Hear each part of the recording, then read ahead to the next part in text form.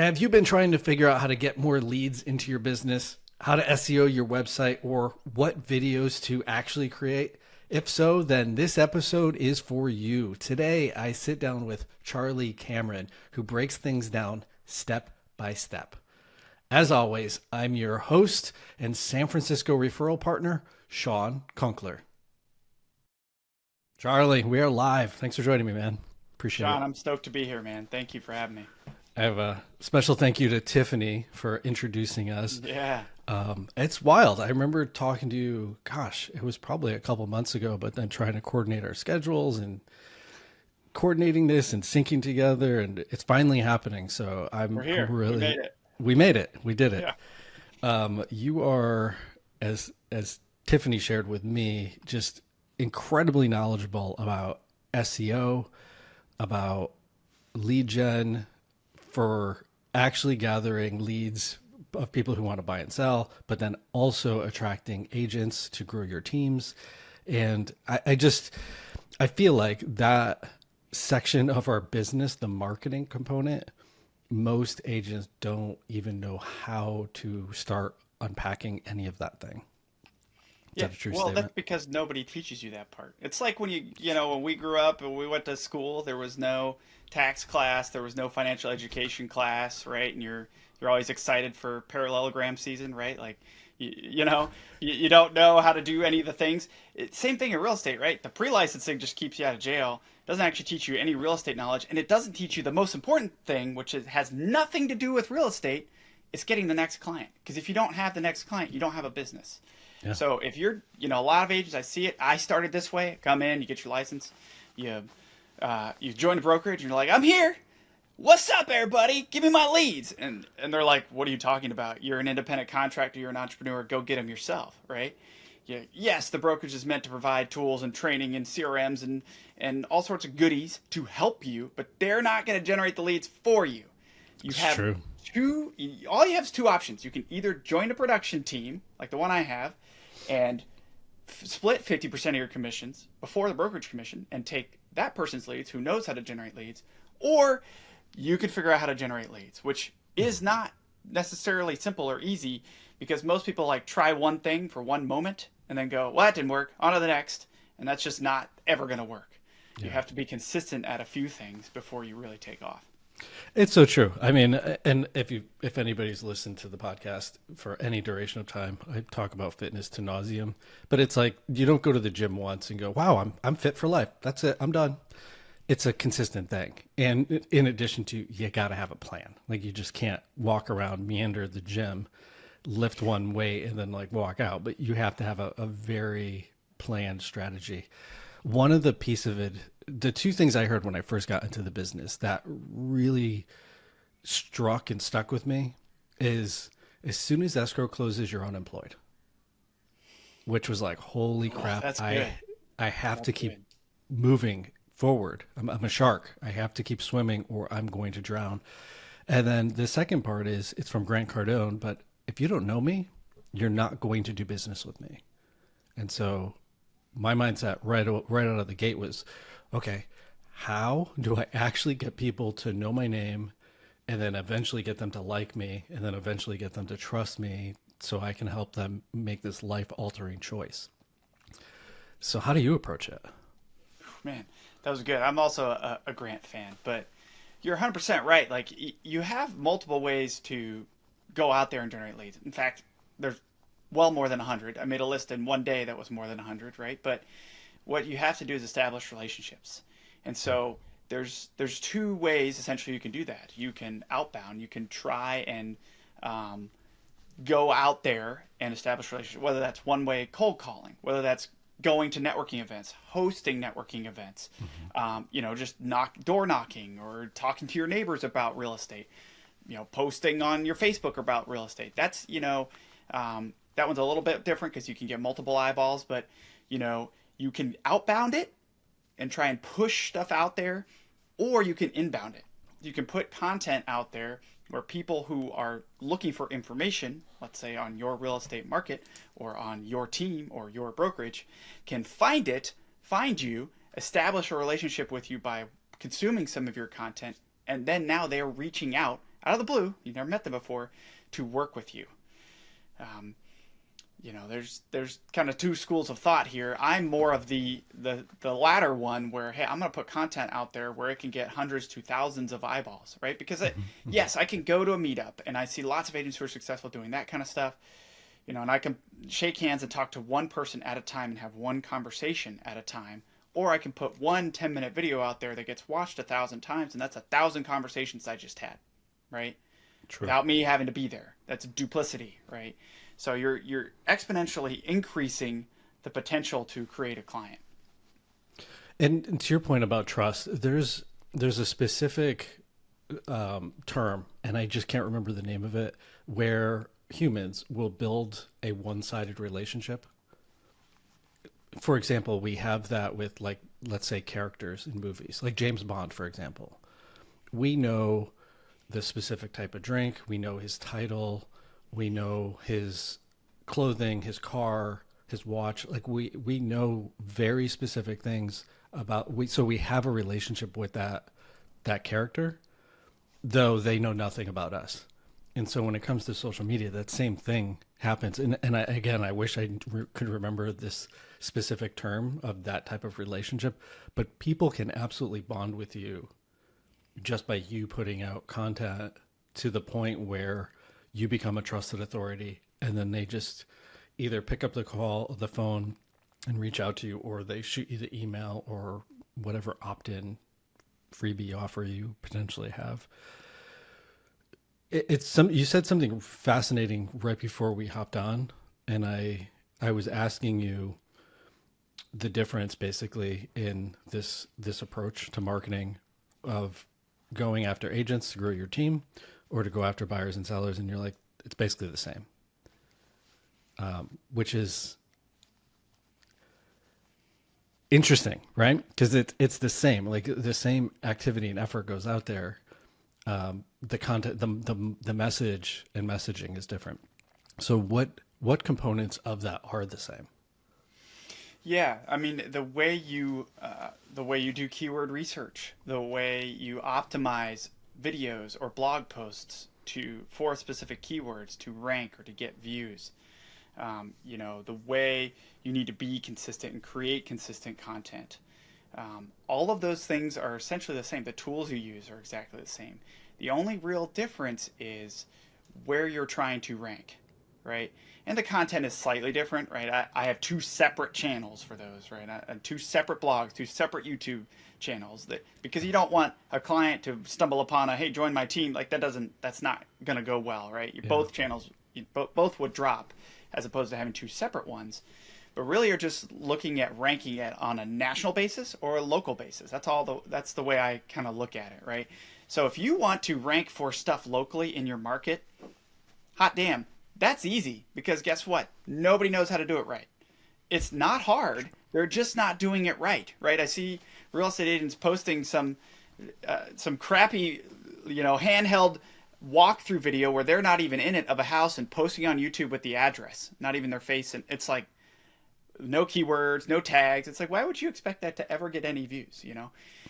It's not that hard. You do have to follow all the steps, though. If you don't follow the steps, you might as well not do it, right? You might as well do something different. And then when you're trying to rank on a national basis, like for me, my team is not limited by really borders, so that's a little bit harder. If you just want to rank locally, you can kind of half-ass your blog post, make it good enough, and it will rank. It will be number one because nobody else does it in terms of real estate agents and blog posts. YouTube, maybe a little bit more effort, but you're making specific market keyword terms, so you're going to rank pretty highly and get views. When it comes to national, if you've got other competition, then you've really got to step up your game and really know how to optimize and do everything required for that. That's an interesting, the national versus local, and additionally with doing content, the more I'm in San Francisco, right? And so if I say the West Coast, that's huge. If I say California, it's getting smaller. If I say Northern California, that's smaller. If I say Bay Area, that's smaller. If I say San Francisco, that's smaller. And then if I say Nob Hill, and then I say a specific street within Nob Hill. That's like getting very granular. And Yeah. to your point, the likelihood of competition at that level, it vanishes. Yes. You 100%. reminded me, I saw this great video. We were going to go on vacation, and so we were looking, went to YouTube, went to go do like some local tours, and there's this great tour. It was like what's on the street, what's in the neighborhood, the best restaurants, and then as I'm watching it, it parlays into a house tour, and it was ultimately a video to sell the house, and I was like, brilliant. Like they hooked me in. I got to I watched pretty much the whole thing, and it wove around that it was an agent who was positioning a property, and I was like, Wow. that's money. And even if that property sells, all that content lives. It's going to live forever. Yeah. So it was It, really smart. you, you make a good point. There's a funnel you can build, right? Mm. And this is something I learned recently. I hadn't actually been doing it this way. I've been more targeting. I guess I sort of kind of did. I had built a funnel for military moving to the Florida Panhandle, basically inbound buyers, and just based my content around the base names and stuff like that, which was very super niche. And hey, I'm veteran reservist. It made a lot of sense for me to connect with those people, and they feel connected with me because I talk Yeah. about my military experience. I speak the language. Um, but something Sam Cottle, if you don't know him, he'd be a good guest. I think he's in Tampa, crushes it on YouTube, and he looks at it as like a bigger funnel. Should you move to Texas or Florida? You know, Central Florida or Southern Florida?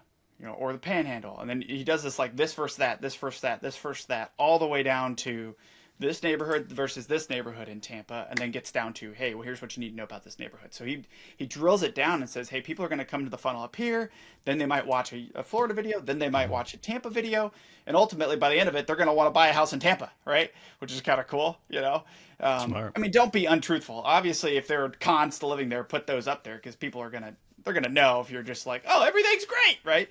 Like, no, not everything is great about everywhere. All right, so your videos have to be realistic. I had someone make a comment on a YouTube video today that was like, I just saw this morning. It was like, you missed. It was like pros and cons of living on the Florida Panhandle. You missed that. It's not the sand is cold in the winter, so it's not a snowbird area. I was like, bro, what are you talking about? We have so many snowbirds in this, so there's always going to be haters no matter what you say. So you do have to get past that. Like, all right, whatever, man, that's cool. I don't know who, beating your coffee this morning, but just crazy how That's people so react funny. on social media. Well, I think it's scale too, right? If an agent is listening to this, it's statistically you have to meet 100 people to have a 2 to 3% conversion rate. So you're only getting 2 to 3 sales out of 100 people you meet. That's basically saying that, let's say 98% or 98 people are saying no to you. They're Yeah. hating on you. And so there's an equal and proportionate with posting. If you're getting 10 views and no haters, it's going to be very different when you're getting 10,000 views. Those people are going to start popping up. And so it's a twisted like data point, but you almost want to look for those because that means you're getting traction. You're getting views. You're You're 100% getting getting views. views. Hey, I'll take any comment. YouTube loves it. Let's go. Everybody 100%. listening, go comment some silly comments on my YouTube channel because that's good for me. I'll get more views of the people that are looking to buy homes. Um, it's just silly. Barnum Bailey Circus said, "I don't care what you say about me, just make sure you spell my name right." Yeah, that's true. And you made a point about two people out of 100 are looking to that might work with you, right? Yeah. Or looking to buy a house, you might look at it a different way. So I counter a lot of agents that are, hey, what are you doing for? I ask them, what are you doing for lead generation? Oh, I'm just I'm telling my sphere. I'm like, well, I looked on your Facebook. You never even you're a ghost agent. You've never said you're an agent on Facebook, first off, or on whatever your social media platform is. So you can't be a ghost agent. You got to at least tell people. And yeah, you got to tell your sphere, but I was in that same trap in my first year. My first year, I sucked. I was a part-time agent, active duty. I closed 4 deals. One was my own house, which pretty much doesn't count, right? So, next year I became a 6-figure agent. part time, and I realized, oh, the I flipped the switch and on the lead gen piece. But all that to say, like, if your plan is sphere of influence, you're going to be out of leads before you even get started. You're going to do a couple deals a year, and that's it. You have to have some sort of consistent lead gen strategy. Whether it's it doesn't matter if it's inbound lead generation, like I call it client attraction, but you got to do something. Whether it's hosting open houses, whether it's cold calling, whether it's door knocking, whether it's going to events, something besides, oh, my sphere is going to work with me. Like half your sphere already has an agent. Sorry, that they've used before, they're probably going to use again. So, it's hard to beat that into people, unfortunately. Listen, I'm on the same page. It took me probably, I would say 3 years before someone from my sphere actually reached out regarding buying a house and with legitimacy. And I had a pretty decent sized sphere. I'm also at a very high price point here where a lot of people just simply can't afford this market. But I found that you do have to be proactive with posting and the content that you are posting to build your credibility in this new industry. Because just because you got your license last week doesn't mean your sphere is now going to trust you. You have to show that you're actually doing these things. It's much easier to meet somebody brand new off of the street and say, I'm a real estate agent. Here's what I know. Here's how I can help. It's much easier to establish a relationship in that category from the beginning than it is to rebrand yourself to people who already know you. Or at least that's been my experience. Yeah. Yeah, I agree. So when you took that quantum leap from going from 3 sales to 6 figures, what did you do? Like clearly the things you did changed, and what were you implementing at that moment to get that shift to occur? Yeah, I started, of all things, I started a Facebook community. And the whole goal was to provide value to inbound military movers, right? That was my ideal client. I created a Facebook community called Panhandle PCS. PCS is code for military move. So only military members would know what that means. And we basically would just, hey, here's everything you need to know about the bases. Here's the events coming up. Here's where you go to in process. Here's what you need to know about the housing wait list, the daycare wait lists. And then everyone who joined, we would offer, we built specific guides, relocation guides for each base. Boom, boom, boom, boom. 4 bases. And then said, hey, tell us which base you're going to. Give me your email. I'll send you the guide. And so then I put them in a little drip campaign and sent them a note. And the very first email has that guide attached and hey, here's why you should work with us thing. And then there's multiple ways within the community every single week, as well as the banner image, the welcome message. I send a direct message. There's multiple ways I try and convert those members to clients right off the bat, because I know that, most of them are inbounders. But we have gotten a couple listings from it as well, because we've had it for long enough. They see all our posts. And people have reached out that way too. So that's how it started. And then over time I shifted and added YouTube, added SEO blogging. The blogging I'm still working on for that. In terms of the real estate team, I started with blogging and then went to YouTube there. And so I had a blog years ago, started YouTube probably 2 years ago. So the blog's about 4 or 5 years old almost. So kind of weird, I started with one on one and with another on the other, and just kind of now pulling it all together into one thing. I'm using a community now too for growing a team, but it's actually pretty brilliant, right? Like the community you happen to already be a part of and know their lingo. You can talk the talk and walk the walk.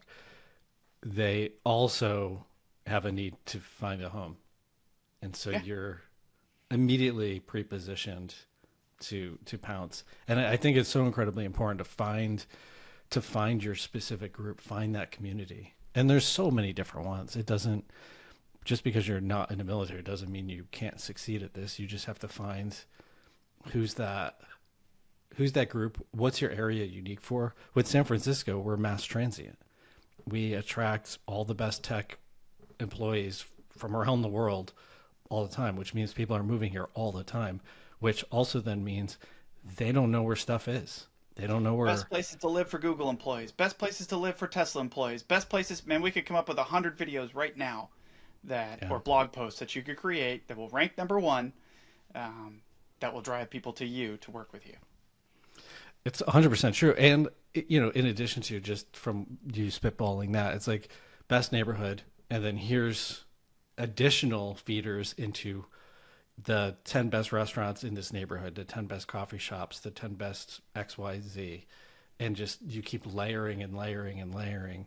And eventually these people, we all do it. You find a video of somebody you like and you're like, wow, this is really helpful.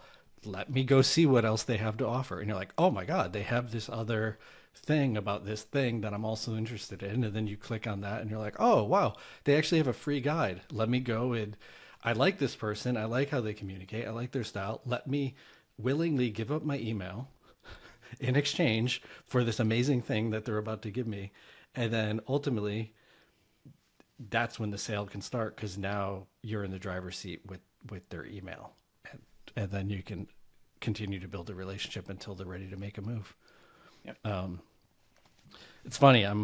We're 36 minutes in, and I'm just incredibly inspired just from this quick little chat. To kind of go back and move around a little bit. So you found your community. You mentioned earlier in this conversation about keyword research. How do you approach keyword research?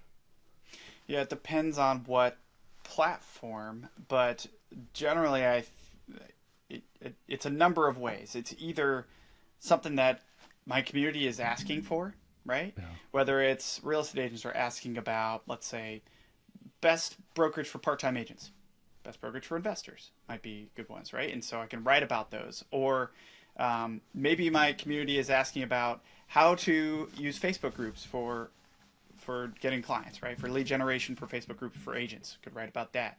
Google My Business for real estate agents. I could write about that, or I could create videos on that. It's one of my best performing videos. Or for local stuff, I go to my community. Hey, what are we missing? What do you need help with? What's your biggest concern when you arrive on station? And then, oh, cool, you need to know about base housing? Let's make a video on base housing. Right? It doesn't necessarily get me business because that means they're renting on base, but they could be going there to compare that to living off base. Now I've got a potential foray into creating a client relationship there. So most of what I do is looking at the need based on the kind of the information feeds I'm getting, and then going and creating the content to suit the need. But the other thing you can do is general keyword research. There's tools out there for both blogs and for YouTube. On YouTube, I use a lot of TubeBuddy, or I'll look at competitive posts and videos for both blogs and YouTube, and then I'll go try and make a better one. That's mostly what I'm doing now for kind of the national scale stuff is, hey, who's got stuff that's, it was the best video, but it's old. It's 2 years old now. I'm going to go create the new one and outrank it. Same thing for blogging. Hey, they're taking a lot of traffic. I would really like to take that traffic. I'm going to go make a better version of that blog post. It's a little bit longer. It's got a little bit more detail. It's just better. Over time, if someone's got a great performing blog post, Google's going to take a while to recognize that yours is better. But over time, 3-6 months, it will take over. It's interesting I really like that piece that you said to go back to your community and ask and listen to what they're saying. And we even joked about earlier, you made a video and somebody joked about cold sand. And if you get 5 people to comment about cold sand, be like, that might be a good video. Like, let me address that. And yeah, do snowbirds like the Florida pros and cons of snowbirding to the Florida Panhandle? Con, cold, wet sand. And then shout out that person. Yeah, shout out. Yeah.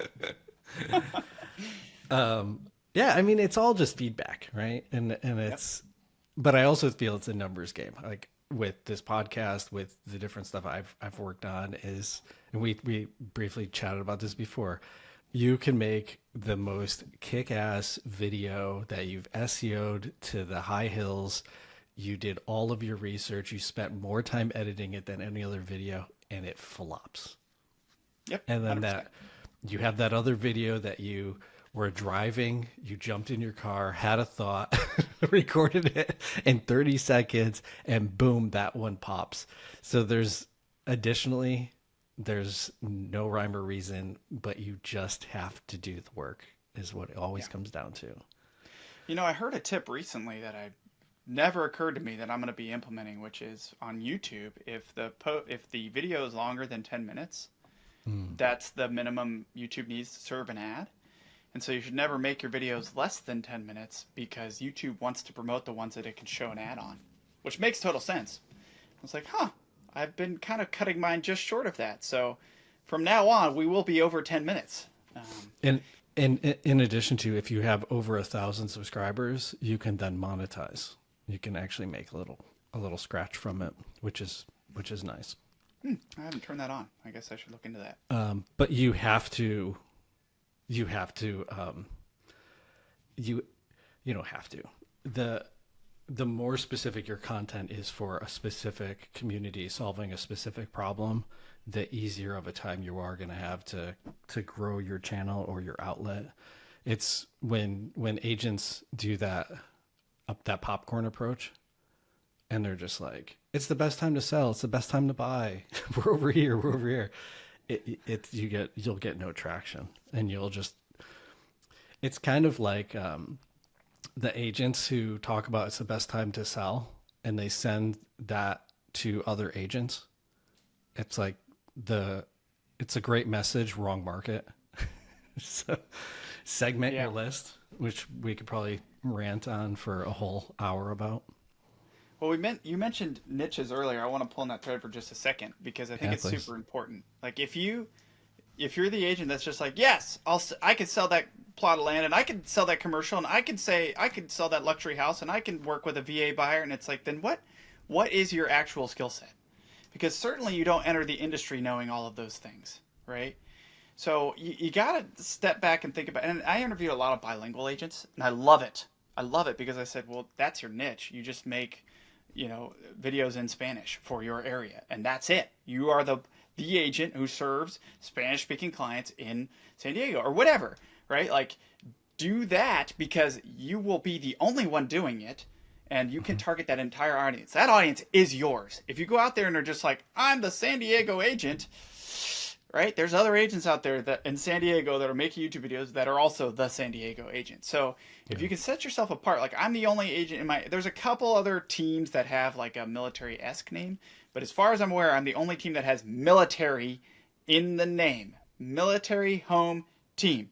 So if they find me, they see the team name and they're military, that pretty much seals the deal right there, right? Because they know that and that's all I do. It's all I talk about. It's all I focus on. Military. So if you go and you can always reach out. Like obviously, I can sell other houses, and I've done luxury sales. I've done a lot of short-term rentals in the past, and you could branch out from there. But man, start with a niche and just go all in on that. Then grow from there. Like Alex Hormozy, his thing is don't make me niche slap you. Like you want to focus on something, Yeah. and then grow from there. 100%. I mean, it's like when you go to a doctor, right? You're a professional athlete, you blew out your knee. You don't go to a generalist, you go to a specialist, and you go to the best specialist who's going to get you back in the field the soonest. And I mean, it's almost comical of I just was joking with somebody the other day I said congratulations, like she's only been in the business for a couple of years and she's now like in the top 12%, which is That's for awesome. for being right out of the gate, that's amazing. That's incredible Yeah. growth. And then she's like, oh, like kind of like downplaying it. And I was like, that's super, you should be super proud of it. And I said, jokingly, opposed to 90% of the other agents who are in the top 1%. It's like they Oh yeah. they try to use this as a pitch, but it's like that's not a niche. That's not, I'm a luxury agent in 1%. And you're like, but that's not, niche it down. It's like find that thing. Anita, who is one of the sales managers at a brokerage that I was with, she always said, let your freak flag wave. Like whoever and whatever you are and do, be that to your community, and you're going to attract more of your community, and they will appreciate you for that. And Additionally, you're going to repel a group out of your sphere, and you're going to attract a group into you. But that group that's coming to you, they're now raving fans, and that's you can build your whole business on that. Yeah, And 100%. 100%. and it's just lean into it. Just find what that like what is that thing that you can just fully get behind. I just embrace being a real estate nerd in general. You know, I just like technology. I like applying it to real estate, and you know, the more people that call me nerd, the happier I am. That's amazing. I feel like I'm just for me, like in addition to the real estate, I'm a connector. It's like doing this podcast, connecting with agents, building out my national referral network. Love that. I love being in that hub. I love that when talking to you. Actually, the very first time we talked, I was like, "Oh my God, you should connect with Aaron, who's in San Diego, whose husband is a retired Marine." Like, you guys clearly have overlap in you're are symbiotic in that relation, and you're zero competition to each other. And so that's the part that I love, in addition to helping my clients grow their business. But this SEO thing is it's a challenge for me, and that's why I really appreciate having you here and talking about it, exploring it, and unpacking it. Do you recommend, after you've SEO'd, after you figured out what the problem is for your niche, where would you go harder on the paint? The blog, the written type stuff, or would you go for video? I still think that YouTube is the best platform for agents. If you were going to pick one thing to do stuff on, I would pick YouTube, because you can share the videos everywhere else, and it's easy to convert a video, take the transcript and convert it to a blog post, especially with all the tools that are out there now. And then you can take that content and cut it up into shorts. Like, if you were going to create one piece of content, the YouTube video, longer form, 10-minute plus, is going to, I think, is the best place to be, because then you can do stuff with it from there. But you know, I do a blog where not all those posts are based on videos. In fact, at this point, kind of the YouTube channel and the blog are kind of divergent. I'm creating content on both, but you know, the strategy is different. The people I'm trying to outrank on each are different. So they both have the same name, but they're going in kind of two different directions on what content's being created. But that's okay. Most people coming to the blog don't really know about the YouTube video, and vice versa. And I don't really need them to go to one to the other. I need them to go from those to me, right? Directly to me. Same thing for the real estate agent stuff. I have YouTube videos that also become blog posts, but I don't care which one they find me on. I want them to get to me, which usually is, hey, go to the link tree and select from one of these 2 or 3 options to get in contact. So if I were to start all over, I would do YouTube and then create blog posts for every video. Would you backlink? I started with SEO before I even got started in YouTube. But you can also do it the other way. You can create a blog post and then use that as your outline for a video. Sorry to keep interrupting you. No, it's fine. It's totally fine. It's great information. Interrupt all you want. Let's say you create a YouTube video, and then you create the transcript, or you generate the transcript and you create that in a blog. Do you then backlink it to the video? Do you try to cross-pollinate like that? Yeah, what I do is in the video description, I'll say, see the full blog post here. And then the blog post will basically be, usually it's longer than the video. Like a 10-minute video is not going to give you a 3,000 word blog post, 2,000 to 3,000 words. But really, to rank well on Google, you need to be in the 1,500 to 3,000 word post. So it's as long as it's really closely related, I'll put the video at the top of the post, and I'll put the post down below. The reason being, most people who come to a blog post don't read the blog. When's the last time you read a 3,000 word blog post? Never, right? I hate reading.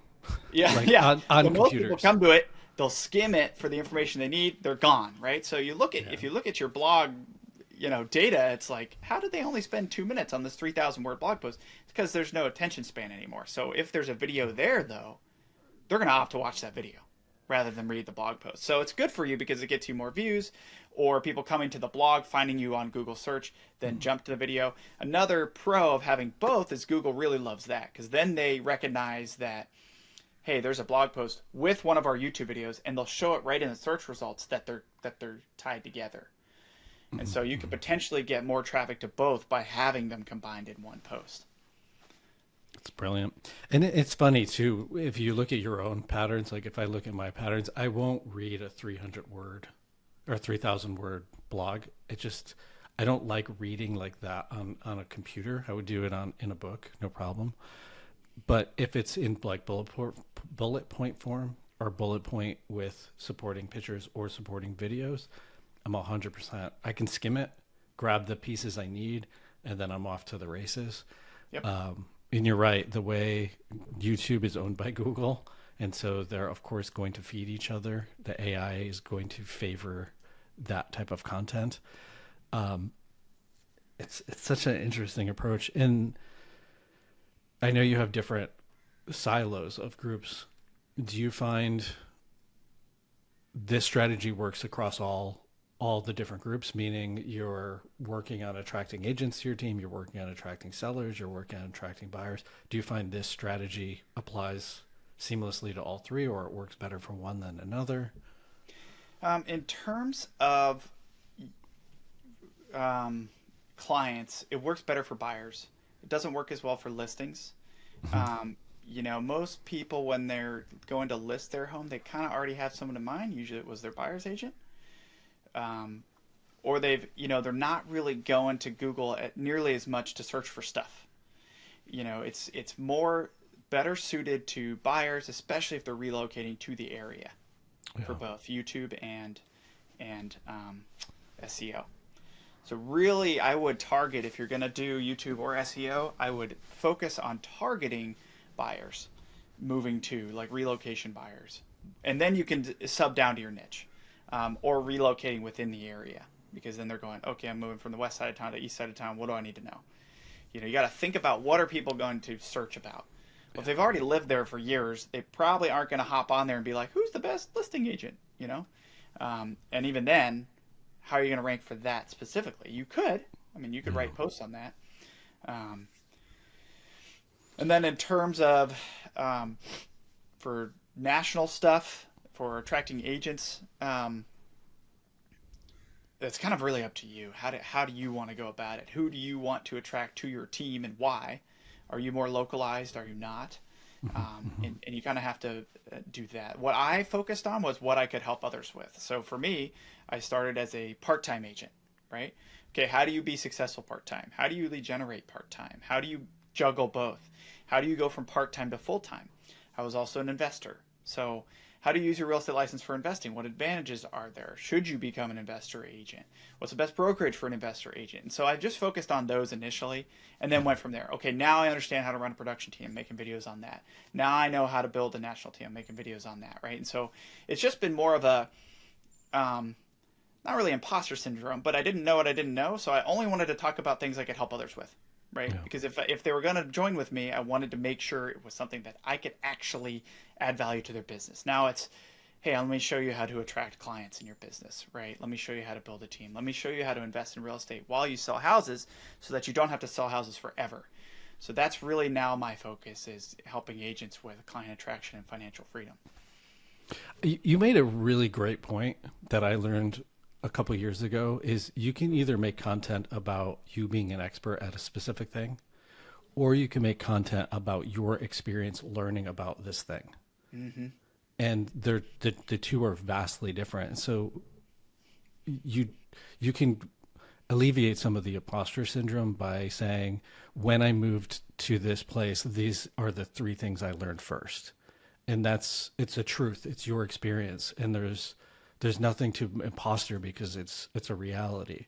Whereas if you're then saying, these are the best places and blah, blah, blah, and you're positioning it in a different way, or you're saying, this is how you scale a business, and you haven't really done it, you're just basing it on research, you can absolutely go into an imposter mode, because it's not you. But if you say, this was what I did, and this was how I went from A to B to C to D, and these are the things I learned away, and these are the things I would now avoid, it's authentic. And that's another huge component, which people are starving for these days on social media. because 100%. we all see the shiny, perfect end result, but we actually gravitate and resonate more with the gritty portion in between of getting to that point, which is hard to convey. Yeah, the authenticity is so important, and people think their videos need to be absolutely perfect, right? And it's just couldn't be further from the truth.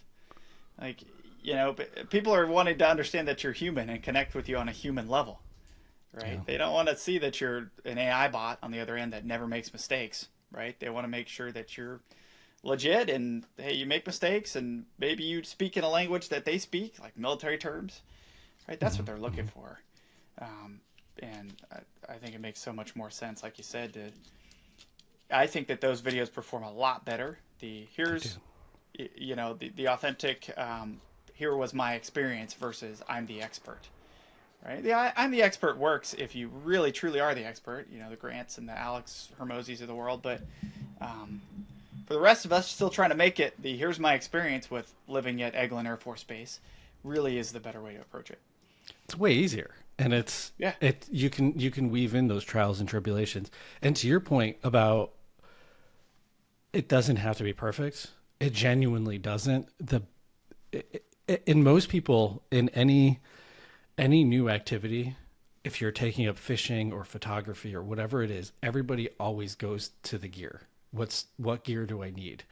And with filming, the only thing that you need aside from the phone that you already have in your pocket, the only thing you need is a good mic. If the audio is garbage, that's the number one reason people will leave your video. If it's shaky, Yeah. if it doesn't have good B-roll, if there's not great cuts, people don't care. If the content is good and they can clearly hear what you're saying, they will stick around. And that's literally the only piece that you'll need to get out of the gate strong. I mean, you can do the talking head video for 20 minutes, but if that content is just totally bomb, people will stay for 20 minutes. And that goes to your point. It's got to be SEO. It has to be specific to an audience, and it actually has to entertain or solve a very specific problem.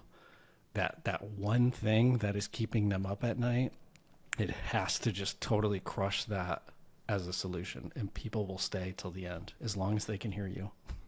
Yep. What's the best performing video you have to date? It's probably my Google My Business for Real Estate Agents video. Really? Yeah, I think it's got like 5,000 views or something. Nothing too crazy. I think that's probably it. Got a couple of part-time ones that perform pretty well. In terms of the military stuff, it's client ones. It's like top things to know about, before moving to this base or that base. Yeah. Basically base-focused ones. And then I've got a couple like VA loan-specific ones, which are pretty good. Those do pretty well. Yeah, and I think too, in my experience, especially with YouTube, the number of views is not indicative of best. It's typically a conversion, because if you take the entire pie of home buyers, let's say there's 1 million home buyers who are thinking about making a move, and then you niche it down to military, and you niche it down to Florida, then you niche it down, it's obviously going to be a very small number. But of those 5,000, you're then looking at what's the concentration rate of where are they clicking on and getting that thing. That's really like that's the juice. That's when it's for like mine, amazing. like, hey, we might be told, hey, you might move to this base, that base, or this base. So there could be people watching that never moved to the area, right, to begin with. Yeah. Or they watch it and they live on base. But, it doesn't. So it's really not that important. The stats are not important much for a local channel or even a national one, right? Like, what matters is you're converting the right people. We've got our blog does, it ranges from 5,000 to 10,000 visitors a month. And, I think we've had 150 calls so far this year, Zoom calls from it. That's not a high conversion rate. But most of those people aren't necessarily coming for exactly what I want them to do, which is book a call, right? But it's Right. still okay to get traffic and to build up the authority of the blog overall so that the posts that do matter, the people that are coming to the right posts that would get them to schedule a call, that those are getting pushed out there more and ranking higher because the overall domain authority of that blog is higher. Same thing for a Yeah. YouTube channel. So, as long as your content is good and quality and people want to watch it, eventually it'll sort itself out and you will get booked calls or booked clients and things from it. So really Yeah. just focusing on consistency and creating quality content is all that matters. True. Because it will come. Okay, you will get yours if you do that. Make 2 videos a week for a year, and you will have enough business for the rest of your life. That's it. That's all you got to do. But still, it's hard for some. I mean, if you're part time, if you're newer in the business, if you're established in the business, your week is usually pretty darn full, and it's it's intentionally carving out the time to do this thing, and the ROI is on a longer tail, and it's about building the relationship. It's about initiating a conversation. It's not about, well, I made this video, it got 10,000 views, but I didn't make a sale. And you're like, that's not what it's about. It's about this other thing. Let's talk about the ROI of that for a second Yeah. because and I want to tell you how I solved some of this. I was in the same boat, right? Because I started part time, and eventually when I was making more from this part time, the military full time, I was like, okay, well, I think that decision's made for me. But um, like, I hire out a video editor, okay? Because I learned really quickly that I sucked at that, and I wasn't going to get good at it quickly, and it was $30 for a really good editor. And I was like, okay, let's do that. So I started doing that, and I was doing my own optimization. Um, then some guy from who knows where in the world reached out randomly, cold email, and said, hey, I can optimize your videos better. And I was like, you know what? I'm willing to give this a shot. And my videos went from hundreds of views to thousands of views, basically overnight, as he was cleaning up and re-optimizing my past videos. And now, obviously, I have him still optimizing all my new videos. And so all in, I'm probably in for like $65 a video, plus whatever, the 20 minutes to record and 10 minutes to pre-edit a video. All right, so let's just say it's all in for an hour and $65 per video.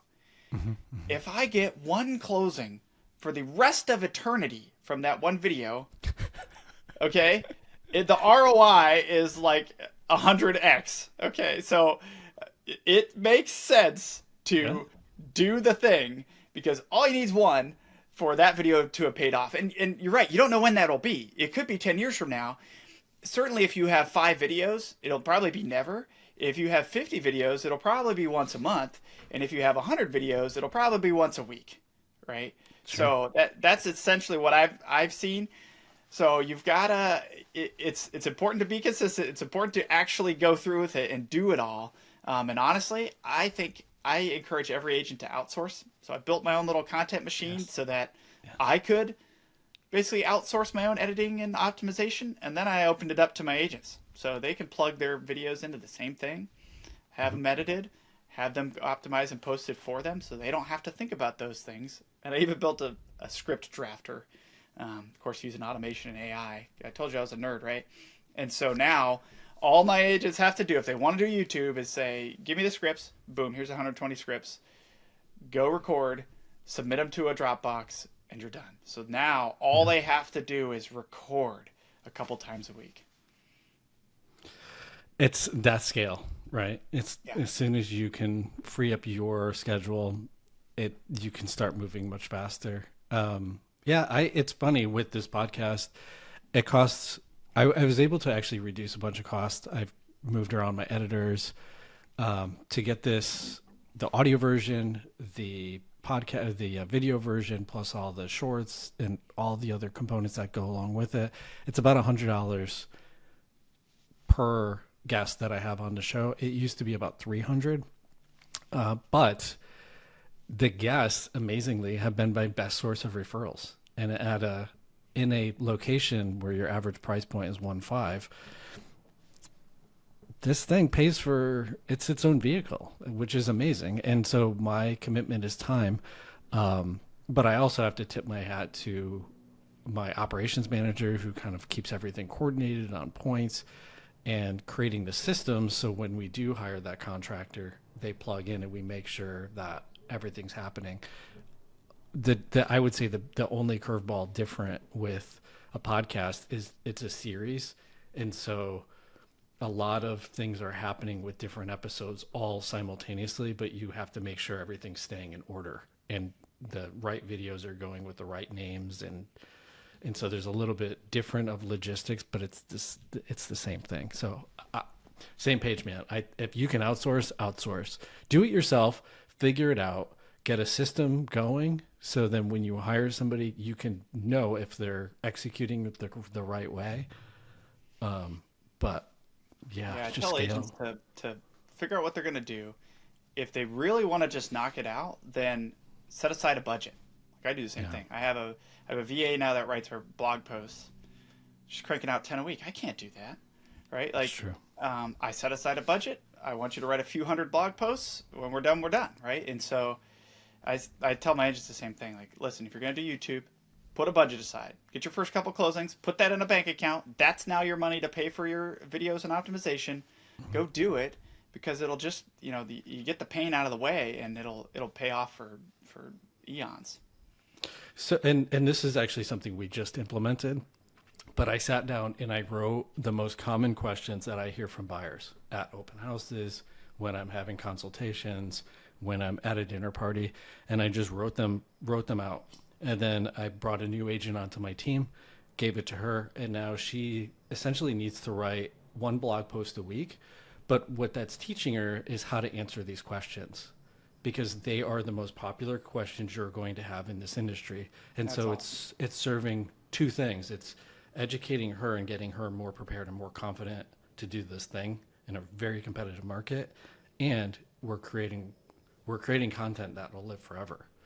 And so there's if we as leaders can step back and just kind of think about these things a little bit differently, we can be super strategic and scale it out in a way that's not that cumbersome and it's not that painful. And pound for pound, to your point, if you just have a budget up to a certain point, move a couple things around, it should pay for itself. That's the goal. And then some. It should not just pay A for lot itself. more. A lot more. A lot more. Yeah. Dude, Charlie, this has been amazing. Like I've thoroughly enjoyed this episode. I would love to have you come back on. But more importantly, now that you've been a guest, you are invited to the Inner Circle, which Sweet. is a mastermind group of all the past guests. So you get to hobnob and trade best kept secrets with the best of the best. So Nice. Well, thanks, welcome to man. the group. Stoked. Stoked. Thanks for the And with opportunity. that, that's a wrap.